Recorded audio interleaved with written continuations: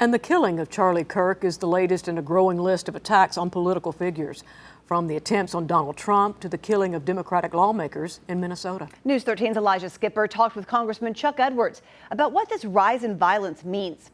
Elijah, how did he first hear about the shooting? Yeah, Edwards told me the news came through a private signal chat among members of Congress from a Utah lawmaker whose staff was on the scene. While news reports were still uncertain, Edwards says that team described what happened in graphic detail.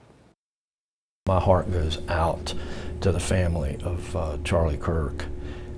What an unfortunate set of circumstances. Edwards says the shooting is a warning sign about the power of rhetoric and how angry words can fuel violence. Americans should take note of the rhetoric that we all might be spouting now and double check ourselves in a way to not be enticing those folks out there that might have a little too much anger built inside to go do something so radical. In your actual position, do you feel less safe than you did when you took on this job in the beginning? Oh, most certainly.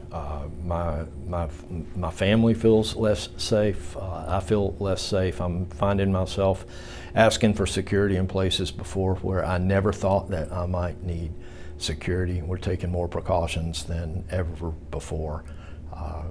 We've got to learn as Americans how to disagree. We're never going to agree on everything. Edwards says the threats aren't limited to one party and believes both sides have a responsibility to lower the temperature. Many folks stand in front of television cameras and just try to rile other folks up, and unfortunately too many times they're successful in riling up emotions that folks might not act on otherwise. Do you see this as a flashpoint of where things could get worse or better? I've heard both conversations and both ideas.